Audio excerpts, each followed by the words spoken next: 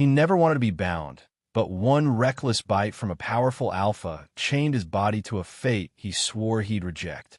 Now, torn between fury and forbidden desire, Eliur must decide. Watch this thrilling BL thriller unfold. Please like and comment your thoughts below. Don't forget to subscribe for more interesting BL stories. The town square of Arvinth was alive with sound that night. Lamps glowed gold in the dusk, hanging from ropes strung between wooden stalls. Musicians clanged cymbals and flutes in unpracticed harmony, while the smell of roasted meat and spiced wine drifted through the crowd. The annual founding festival had always been Eliur's least favorite day of the year. Too many people, too many eyes.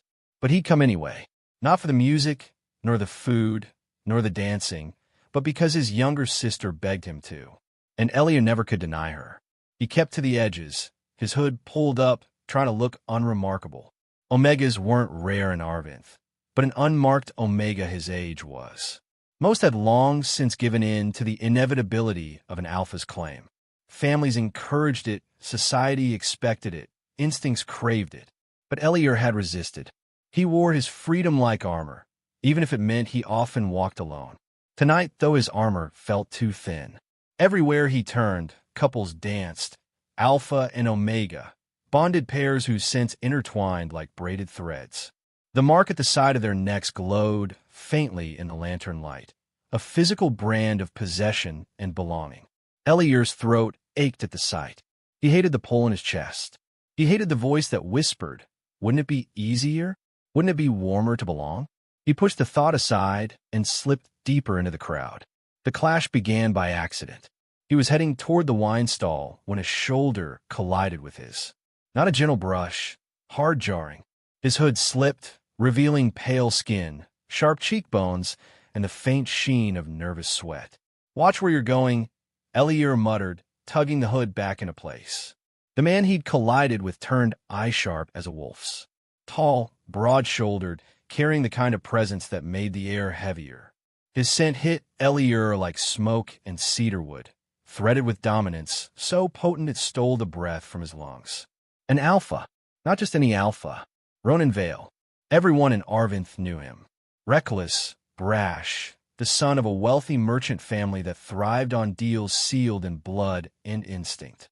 He had a reputation for fights, for women, for arrogance. And now he was staring directly at Eliur. "Well," Ronan said slowly, lips curving. "Didn't expect to find you here, Omega." The word dripped from his tongue like honey and poison both. Eliur bristled. "You don't know me."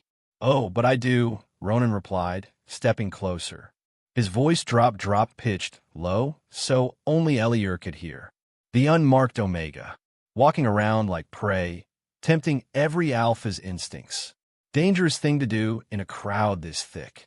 Heat prickled at Eliur's neck. He lifted his chin, refusing to flinch. Then perhaps alphas should learn restraint. Something flickered in Ronan's eyes. Challenge, amusement, hunger. He leaned in, close enough that Eliur could feel his breath stir against his ear. "Careful. You'll make me want to test mine." Eliur's pulse thundered. He stepped back sharply, glaring. "Stay away from me." The crowd pressed around them, laughter and music drowning out their sharp exchange. But the air between them was taut, the string pulled to breaking. Eliur turned, intent on leaving, but Ronan's hand shot out and caught his wrist. The spark of contact jolted through Eliur's body like lightning. He hissed, tugging free. "Don't touch me," he spat. Something in Ronan snapped. It happened in less than a breath. One moment, Eliur was glaring at him, chest heaving. The next, Ronan had him against the in less than a breath. One moment, Eliur was glaring at him, chest heaving. The next, Ronan had him against the rough wood of the stall wall, caging him in with sheer presence. The alpha scent surged, thick and intoxicating, wrapping around Eliur until the noise of the festival blurred into silence. And then, teeth, sharp and burning, pressed against the curve of his neck. Eliur gasped, a sound half pain, half shock as Ronan's fangs broke skin. Heat exploded through his veins, a searing tide of instinct and connection that clawed at his insides. His knees buckled, breath catching. The mark sank deep, not just into flesh, but into his very core. When Ronan finally pulled back, Eliur sagged against the wall, trembling. The world swam around him in dizzy colors. The Alpha's eyes glowed faintly in the lantern light, pupils blown wide. His lips were stained crimson. The crowd around them had gone silent, as if the entire square had frozen. Whispers rippled, gasps echoing. He marked him. Unmarked Omega no longer. Did you see? Eliur lifted a trembling hand to his neck. The skin burned under his fingertips, the mark pulsing with a rhythm that wasn't his own. His body shivered, aching toward the Alpha, even as his mind recoiled in horror. His voice cracked. He forced the words out. What did you do? Ronan's chest rose and fell, heavy with ragged breath. His hand twitched as though he meant to reach for Eliur again, but he stopped himself. For a heartbeat, his face showed something startling, guilt, then hardened. I couldn't stop, he said hoarsely. You don't understand. Eliur shoved past him, fury and terror clawing up his throat. You think I wanted this? His voice rang, shaking, but loud enough for those around them to hear. You've ruined everything. He ran. The night air was sharp against his lungs as he fled the square, weaving through alleys until the festival's music was nothing but a distant hum. He collapsed against the side of a stone building, clutching his neck. The mark throbbed. Not his pain need. His entire body hummed with awareness of Ronan, a tether pulling tight across the city. It was wrong while invasive, and yet the more he tried to resist it, the more his body betrayed him. His sense spiked, unbidden, betraying arousal he did not consent to. Tears of rage burned his eyes. He struck the wall with his fist twice. Damn you, he whispered, voice breaking. He had sworn never to let this happen, never to belong to anyone. And in a single reckless moment, Ronan Vale had taken that choice from him. Ronan found him hours later. Elio was sitting on the steps outside his own home, hood down, head in his hands. The sound of boots on stone made him stiffen. Get away from me, Elias said without looking up. I had to come. Ronan's voice was rough, quieter than before. I need to explain. There's nothing to explain, Elia bit out. He rose, spinning to face him. You marked me, against my will. You bound me like some animal you couldn't control. His chest heaved. I will never forgive you. Ronan flinched, but his gaze didn't waver. I know what I did. I know it was wrong. But it wasn't, Eliur, it wasn't just instinct. I've noticed you for months. Don't? Eliur's voice cracked. He pressed his shaking hand to his burning neck. Don't you dare try to make this sound like anything but what it was. The silence stretched, heavy and suffocating. Finally, Ronan lowered his head. You're right. I can't undo it. But I swear to you, I'll prove I'm not the monster you think I am. Eliur's laugh was bitter. You already are. He brushed past Ronan, slamming the door of his house shut behind him. Inside, in the darkness of his room, Eliur pressed his face into his pillow, teeth clenched against the sob, threatening to break free. His body pulsed with a bond he didn't choose, a bond that tied him to the one person he now hated most. And yet, beneath the anger, a traitorous whisper curled inside him. Why does part of me want him to come back? The morning after the festival was worse than the night itself. Eliur awoke drenched in sweat, his sheets tangled around his body like restraints. His pulse raced, his throat dry, his neck searing as though the mark were carved with fire. He pressed his fingers to it, half expecting to find fresh blood. Instead, he felt the faint rise of skin, tender and hot, as if it were still claiming him. And in his dreams, he hated to remember them. Ronan's mouth against his skin, the weight of his body, the scent that clung even now, cedarwood and smoke, threaded with heat that made Eliur's stomach knot. The bond pulsed like a tether, dragging him back to that moment against the wall, forcing him to relive it in flashes that left his body aching. Eliur cursed under his breath and forced himself out of bed. He dressed quickly, pulling a high-collared tunic that brushed against the mark. The fabric did nothing to soothe the burn. It only reminded him of the claim he never chose. He would go about his day as if nothing happened. He would not think about Ronan. He would not about his day as if nothing happened. He would not think about Ronan. He would not feel him. But as soon as Eliur stepped into the market street, The truth hit him like a blow. The bond was a constant thrum, a background hum of awareness. He knew where Ronan was even without seeing him. Knew that somewhere across the city the Alpha was awake, restless, his attention tethered back in Eliur's direction. It was maddening. Restless, his attention tethered back in Eliur's direction. It was maddening. By midday, Eliur could no longer deny it. Ronan was near. The awareness sharpened, pulling at his chest like a hook. Eliur clenched his jaw and kept his head down, but the air grew heavier, his scent betraying nervous tension. He ducked into a narrow alley, hoping to lose himself in shadow. Running from me already? The voice made his breath hitch. He turned, heart lurching, to find Ronan leaning against the brick wall, arms folded, eyes locked on him. Up close he looked different than last night. Less wild, more controlled, but no less dangerous. His gaze was molten, lingering on Eliur's neck where the mark peeked beneath his collar. I told you to stay away. Eliur snapped, though his voice wavered. And I said I'd prove myself. Ronan replied evenly. He pushed off the wall and stepped closer. The air between them thickened.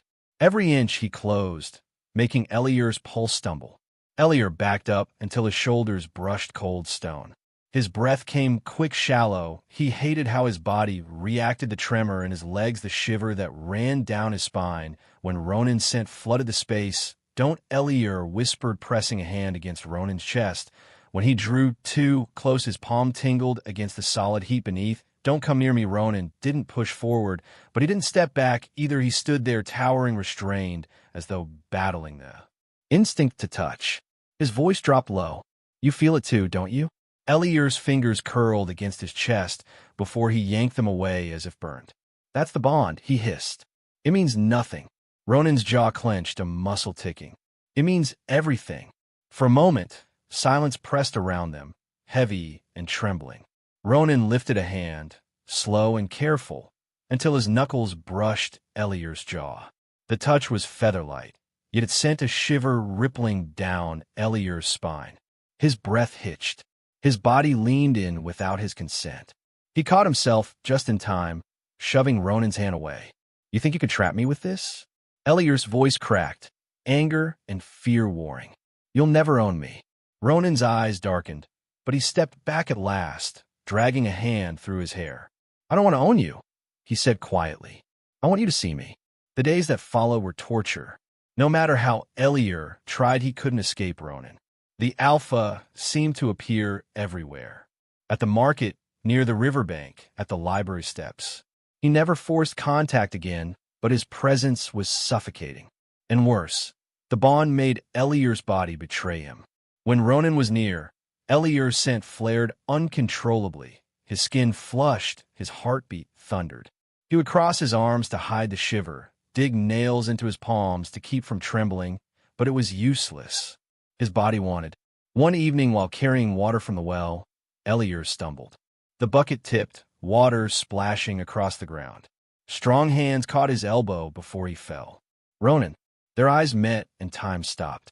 Ronan's grip was steady, but his breathing was uneven, his gaze hungry despite the restraint that held him frozen. Eliur's pulse surged, his skin burning where they touched. Let go, Eliur whispered. Ronan's jaw tightened, but he released him instantly. Still, the ghost of his touch lingered, tingling like fire along Eliur's arm. Why fight it so hard? Ronan asked softly. Because it wasn't mine to choose. Eliur shot back, though his voice trembled. Ronan looked at him, then truly looked as if peeling away every wall.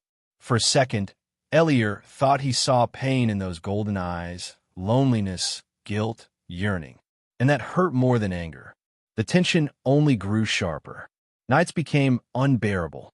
Eliur lay awake, sweating, body restless with phantom heat.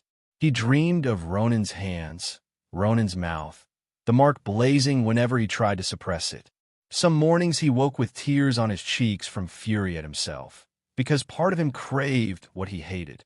One night, unable to sleep, he stepped outside. The street was quiet, moonlight silver on cobblestones. And there, standing at the end of the lane, was Ronan, as if drawn by the same restless pull. Neither spoke at first. The silence hummed between them, the bond thrumming louder than words. Eliur's feet moved before he could stop them, carrying him halfway across the distance. Ronan closed the rest, stopping only a breath away. Their eyes locked, heat, anger, desire all tangled into one unbearable knot. Ronan's hand lifted, hesitated, then brushed against Eliur's cheek. His thumb stroked once, slow and reverent. Eliur's lips parted, a soft, betraying sound catching in his throat. The world narrowed to touch and scent and breath. Then Eliur caught himself, shoving Ronan's hand away with a ragged gasp. "No," he snapped, though his voice was hoarse. "I won't be some instinct-driven slave to you." Ronan's chest heaved, his own restraint fraying. For a terrifying heartbeat, Eliur thought he might kiss him anyway. But Ronan stepped back, fists clenched at his sides. "You think I don't fight it too?" His voice was raw. "Every second I'm near you, I'm holding myself back. I want you, Eliur, more than I've wanted anything. But I won't take what you won't give." The words hit Eliur harder than a touch. His heart twisted, his body screamed, and he hated himself for the ache of longing that surged at Ronan's restraint. He turned sharply, retreating into the safety of his doorway. His voice shook as he whispered, "Stay away from me." But the mark burned, and Eliur knew deep down that no distance could truly keep them apart. Eliur tried to convince himself he was strong enough. For days, he carried on as though the mark were nothing but a wound that would fade. He went to the market, cooked his meals, tended to chores. He smiled stiffly at his sister, reassured neighbors who whispered about him, kept his chin lifted so the world wouldn't see how the mark burned beneath his collar. But the truth haunted him in every heartbeat. Feet. The bond thrummed constantly, like an invisible tether stretched taut between him and Ronan. At night, when he lay in his narrow bed, the heat would flare, dragging restless sound from his throat that made him bury his face in his pillow. He hated it. He hated that even in dreams Ronan's mouth lingered on his skin, his breath scalded against Eliur's ear. He hated most of all that when he woke he wasn't sure if the ache in his chest was anger or longing. It was during an evening storm that the bond pushed them past the edge. Rain lashed against the windows as Eliur closed the shutters, the scent of wet earth heavy in the air. He lit a single lamp, the flame flickering against his pale face. The storm should have been comforting. Thunder drowned out thoughts. Rain washed away restlessness. But not tonight. The pull in his chest grew sharper, insistent. He knew before the knock sounded who it was. He should have ignored it. He should have locked the door and buried himself under blankets.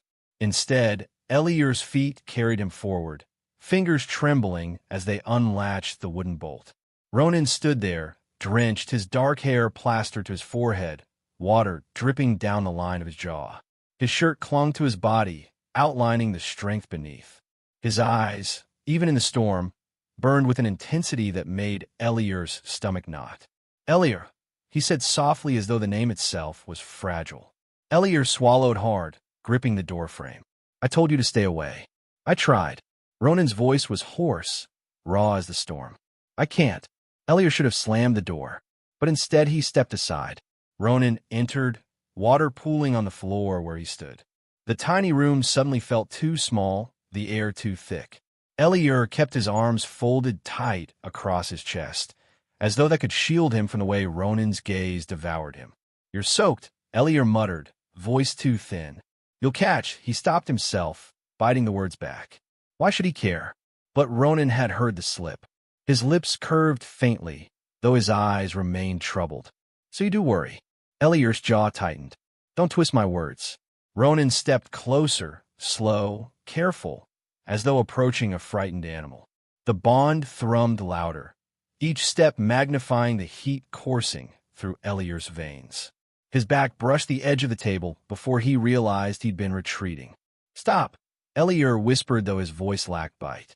Ronan did stop, but only a breath away. The scent of cedarwood and storm water wrapped around Eliur, dizzying. He felt cornered, but not in the way he'd expected. His body leaned forward, betraying him, drawn to the warmth, the closeness. "I hate this," Eliur said through clenched teeth. "I know," Ronan murmured. His hand lifted, hovering near Eliur's cheek, but not touching. "I hate myself for what I did." But I can't hate this. His gaze dropped to Eliur's lips, lingering. I can't hate you. Eliur's breath shuddered. The space between them was unbearable, a thread stretched to snapping. His fingers curled against the table's edge until his knuckles ached. Don't, Eliur said again, but the word came out softer, weaker. Ronan's restraint trembled. His hand brushed Eliur's jaw at last, tentative, reverent. The touch was gentle, but it set Eliur's entire body aflame. His eyes fluttered shut against his will, a quiet sound catching in his throat. When he opened them again, Ronan was closer still, their foreheads nearly touching, breath mingling in the charged air. The silence roared louder than thunder. Ronan's lips hovered just shy of Eliur's, close enough that the Omega could feel the ghost of heat. Eliur's chest rose and fell in quick, shallow bursts, every nerve screaming for the kiss, every thought screaming against it. His hands lifted, pressing weakly against Ronan's chest. He meant to push to end this, but instead they lingered, fingers curling into damp fabric. His body betrayed him, trembling with need. Ronan's eyes squeezed shut, his whole body taut with restraint. His voice was a rasp. Say no, Eliur. Say it, and I'll stop. Eliur's lips parted, but no sound came. The mark pulsed, throbbing with heat, twisting his words into silence. Ronan's breath shuddered against his mouth. For a heartbeat, it seemed inevitable that the last barrier would shatter, that lips would meet, that the bond would consume them both. Then Eliur wrenched his head aside, gasping. No. The words sliced through the storm. Ronan froze. His hand dropped, his body retreating a single step. His chest rose and fell, ragged, as though it took everything in him to obey. I told you, Eliur whispered, though his own body trembled violently. I won't be bound by this. Ronan swallowed hard, fists clenched at his sides. I would never force you again, he said hoarsely. Not like before. The room fell into silence, broken only by the rain hammering against the shutters. Eliur pressed a hand to his mouth, horrified by the truth trembling inside him, that he had wanted it, that if he hadn't turned away, he might have surrendered. Go, Eliur whispered, unable to meet his eyes. Ronan lingered a moment longer, as though burning the sight of him into memory. Then he turned and left, the door closing softly behind him. Eliur collapsed against the table, his knees too weak to hold him. His hand lifted to his neck, feeling the mark pulse beneath his skin, hot and alive. Tears stung his eyes, though he wasn't sure if they were from rage, fear, or the ache of longing. He whispered into the empty room, voice breaking. Why can't I hate you enough? The storm answered with silence. The storm had passed, but its weight lingered. For days, Eliur lived in a haze of silence. He went through motions without memory, fetching water, cooking meals, tending small tasks, yet everything felt hollow. The mark pulsed less violently now, not burning but aching, as though reminding him that something unfinished waited in the shadows. Every time he closed his eyes, he saw Ronan's face from that night. The storm-wet hair clinging to his skin, the way his voice broke on Eliur's name, the unbearable restraint in the moment before their lips could have touched. And he remembered his own betrayal, how badly he'd wanted it. Eliur cursed himself for it, yet the truth gnawed at him. He couldn't call it hatred anymore, couldn't call it only instinct. The bond was real, yes, but so was the ache beneath his ribs when Ronan wasn't near. The problem wasn't just the mark. It was himself. Ronan didn't come again, not right away. And the absence was worse than his presence. Eliur realized it one night as he sat by a shuttered window, staring out at the lantern-lit street. The quiet pressed too heavily. For the first time since the bite, the tether between them felt faint, stretched thin, as if Ronan were deliberately holding himself back. The space should have been freedom. Instead, Eliur felt lonely. On the fourth day, he couldn't take it anymore. He found Ronan by the river, away from the bustle of the town.